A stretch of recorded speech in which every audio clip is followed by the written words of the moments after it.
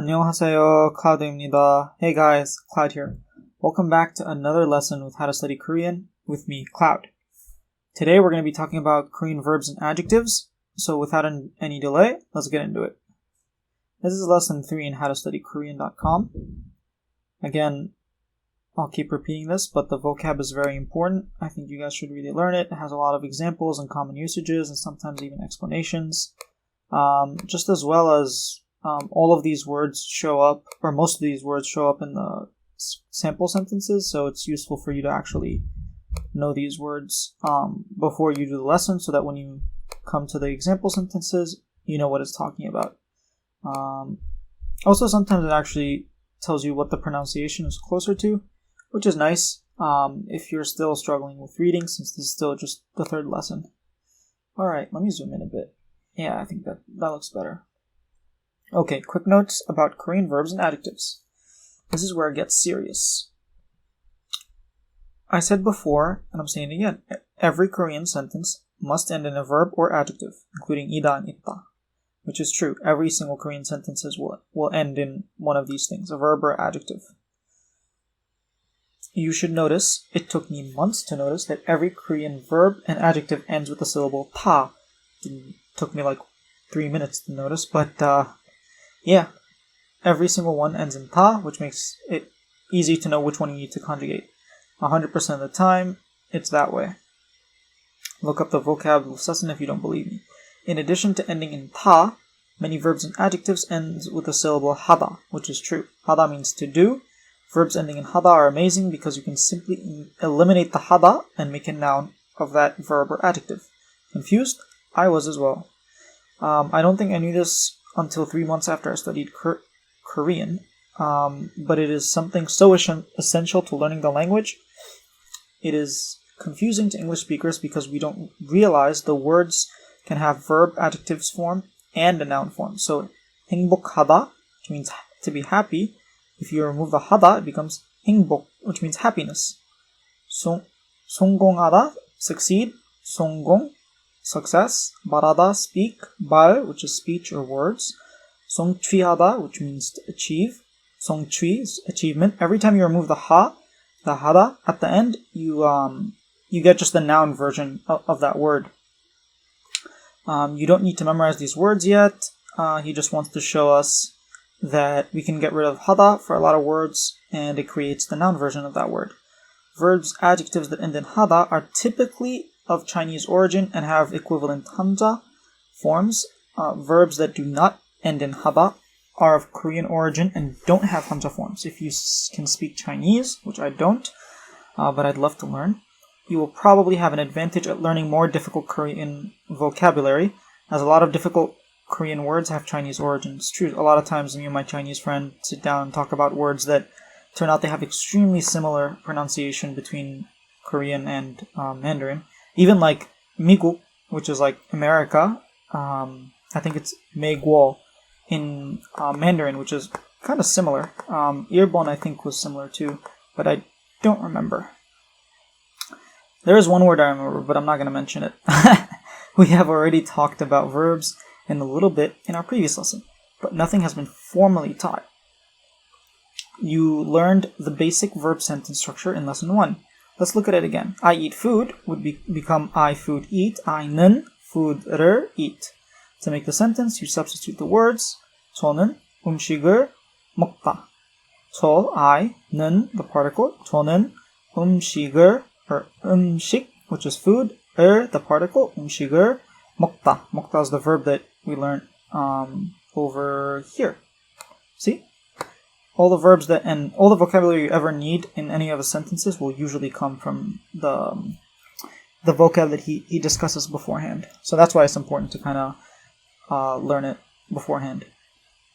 Note, although the structure of the sentence presented in this lesson is perfect, the verb is not conjugated, and thus not perfect. You will learn about conjugation in 2 lessons, lesson 5 and lesson 6. Before learning how to conjugate, it's essential that you understand the word order of these sentences. However, because of some strange Korean grammatical rule, the sentence provided in adjective sentences are technically perfect, but are presented in an uncommon but simplest conjugation pattern. You can just ignore all of this. Basically, it's not conjugated yet. Some of them might actually be correct. Some of them might not be correct because they're not conjugated, but don't worry about it right now. We still haven't learned conjugation, so there's no point in worrying about it. The only thing is here, the audio recordings will not be of the unconjugated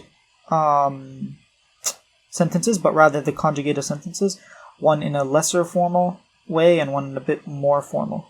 So that's all we kind of really need to take away from here. So for example, 나는 케이크를 만들다. I make a cake. 나는 배를 원하다. I want a boat. 나는 한국어를 말하다. I speak Korean. 나는 공원에 가다. I go to the park. Notice the particle 에.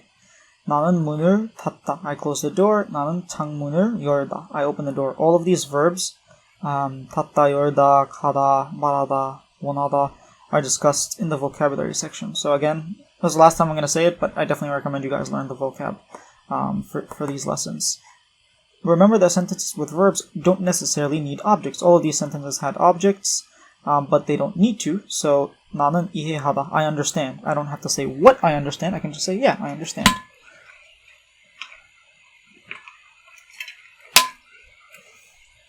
Some verbs by default cannot act on objects like sleep, go, die. You can't say I slept home, or I went restaurant, or I died her. You can use nouns in sentences with those verbs, but only with the use of other particles, some of which you've already learned, like 에, like we saw in this example here, 공원에, to the park, and some you'll learn in later lessons. I wonder what he's talking about here. Actually, I know what he's talking about. With the use of other particles, I can say I slept at home, I went to the restaurant, I died with her. Okay, that's morbid, I guess. We will get into more complicated particles in later lessons, but here we're going to focus on r and and its function as an object particle. This is where the fun starts. Korean adjectives. These are awesome. They work a bit differently than English, but let's see what he has to say. Just like Korean verbs are placed at the end of sentences. The main difference is that an adjective can never act on an object. We're going to keep saying this for a long time because it's a very common mistake. Notice, in the sentences below, there is no object being acted on. Adjectives are very easy to use, which is true. Just put them in the sentence with your subject. Remember that the examples in parentheses show the conjugated. Yeah, we know that. Due to Korean, yeah, we don't really care about that. Alright, 나는 아름답다. I'm beautiful. 나는 작다. I'm small. 이 버스는 크다. 그 병원은 새롭다. That hospital is new. 이 공원은 매우 작다. This park is very small. 그 사람은 뚱뚱하다. That person is fat. That's not very nice to say. There is one confusing thing about translating sentences, which I knew he was going to talk about it. There's no way he wasn't going to talk about it. Notice that in all examples above, the word am is are. So here, the bus is big, I am beautiful, I am small, that hospital is, this park is, that person is. We use like is, to be, in it. In English sentences, you would need that when using an adjective. I am fat. You can't just say I fat, he fat, they fat. Remember, the translation for am is are in Korean is ida. However, we don't use ida when writing a sentence like this in Korean. Within the meaning of an adjective is these guys, is, am, are. Early learners are often confused because you always want to put ida, but you don't need to. It's already baked into Korean adjectives. The confusion stems from the fact that this is done in English, differently in English and Korean. Actually, in Arabic, it's kind of similar to Korean, where I can just say I pretty, or I hungry. I don't have to say I am hungry or I am pretty. So for me, it wasn't much of an issue because I learned Arabic before Korean. Please, from here on, abandon what you know of grammar based on English. It will only hold you back. This is so true. If you try to equate things, you're just not gonna learn properly, or you're gonna get very confused. It'll hold you back, as he says. A possessive particle. Note that the particle a can change depending on how and when it's used. Yeah, it can have a bunch of different pronunciation. E, and e, depending on how it's used. He has a whole section apparently about discussing it. I didn't learn how to read and write from here, so I'm not sure what his pronunciation guide is, but you should check it out if you're confused. You already know that I in Korean is cho or na, cho being the more formal, na being less formal. You know the translation for various objects in Korean. E is a particle that indicates that you own that thing. So my car, my book, you would use e next to I. He's going to show us how to do that. It's like putting apostrophe followed by S in English. For example, isn't added to pronouns like I, you, he, she, and they. Instead, we use my, your, his, her, and their. Change from I to my is also accompanied by e in Korean. So, 저, I, 책, book, 저의 책, my book. 저의 차, my car. 그 사람의 차, that person's car. 의사의 탁자, the doctor's table. 선생님의 차, the teacher's car. 저의 손가락, my finger. So see how here, teacher, 선생님, you add the a particle, and it's an apostrophe s. I can't speak English, dear Lord.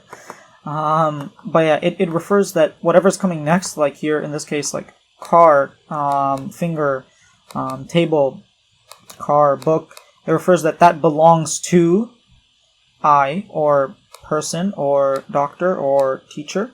Hopefully that made sense. You can use those words in sentences you're familiar with verbs and adjectives. 선생님의 차는 크다. The teacher's car is big.